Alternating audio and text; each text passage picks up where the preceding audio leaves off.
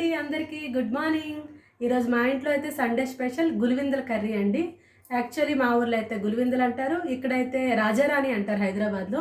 దీంతో కర్రీ చేసుకున్న పులుసు పెట్టుకున్న చాలా టేస్టీగా ఉంటుంది. మీకైతే ఈరోజు ఆ ప్రాసెస్ చూపిస్తాను. ఇది మా అమ్మ ఎలా చేస్తారో ఆ స్టైల్లో చూపిస్తానండి. చూడండి ఒకసారి. ఇవేనండి, మా వారు ఆల్రెడీ క్లీన్ చేసి తెచ్చారు. నేను కాస్త పసుపు ఉప్పు వేసి మరి కొద్దిగా క్లీన్ చేసుకున్నాను.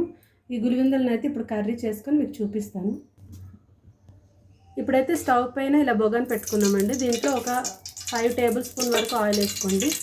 చేపల కర్రీ కాబట్టి కాస్త ఆయిల్ ఎక్కువే ఉంటుంది. దీనిలో ఇప్పుడు ఆవాలు జీలకర్ర వేసుకుందాం. ఆనియన్స్ ఎక్కువ వేసుకుంటాను నేనైతే.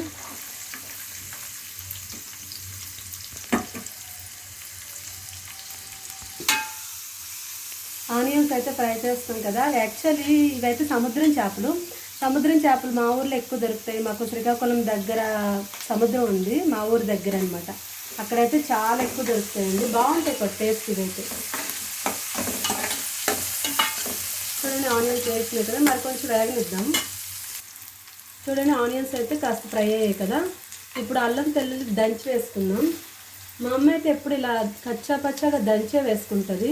మా వారికి కూడా ఇలాగే ఇష్టం. ఎప్పుడైనా పేస్ట్ వేయొద్దు అంటూ ఉంటారు. ఇప్పుడైతే ఇది కొంచెంసేపు మళ్ళీ ఇలా ఫ్రై చేసుకుందాం.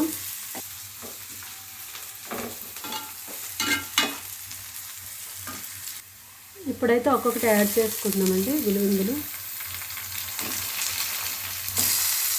చాలా ఫ్రెష్గా అయితే దొరికాయండి ఈరోజు మార్కెట్లో.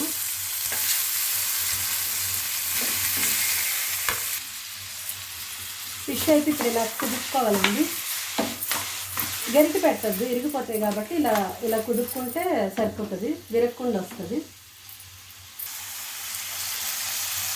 చూడండి, ఇప్పుడు టేస్ట్ తగ్గ సాల్ట్ అయితే వేసుకున్నాం. మళ్ళీ కొద్దిగా పసుపు, ఒక్క 5 మినిట్స్ ఇలా కుదుపుకుందాం.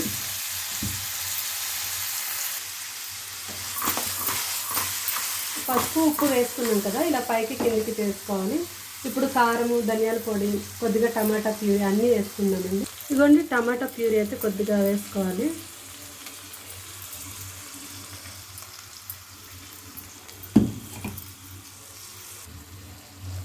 ఇదిగోండి, 1.5 స్పూన్ కారం అయితే ఇప్పుడు యాడ్ చేసుకోవాలి. 1 స్పూన్ ధనియాల జీలకర్ర పొడి. కారం మీ టేస్ట్ తగ్గట్టు యాడ్ చేసుకోండి, బాగుంటుంది. జస్ట్ ఇలా కుదుపుకోండి, కాస్త ఉప్పు కారాలు అన్నీ నీట్గా వేగుతాయి. ఇప్పుడు దీంట్లో కాస్త చింతపండు రసం, చింతపండు మరీ ఎక్కువ అవసరం లేదు, కొద్దిగా వేసుకోండి. ఒక నిమ్మకాయ సైజు, పెద్ద నిమ్మకాయ సైజు అంతా. ఇప్పుడు చూడండి, ఇలా మళ్ళీ ఒకసారి తిప్పుకోవాలి. తిప్పుకొని సిమ్లో ఒక 10 మినిట్స్ ఉడకనివ్వాలి, ఆయిల్ పైకి తేలే వరకు. ఇప్పుడైతే మూత పెట్టి ఉడకబెట్టుకుందాం. చూడండి, ఇలా బుడగలు వస్తాయి కదా, కాసేపు ఒక 10 మినిట్స్ ఇలా స్లోలో కుక్ చేసుకుందాం, ఇలా మూత పెట్టేసి. చూడండి ఎలా ఉడుకుతుందో, కలర్ఫుల్గా ఉంది కదా, సో ఎమ్మీ కదా. ఇంకొక 5 మినిట్స్ అంతే. 5 మినిట్స్ ఉడికిపోతే దీంట్లో కాస్త కొత్తిమీర, కరివేపాకు యాడ్ చేసేసి ఇంకా దింపేసుకోవడమేనండి. 5 మినిట్స్ తర్వాత చూద్దామా. చూడండి, ఫైనల్లీ కర్రీ అయితే రెడీ అయిపోయినట్టు.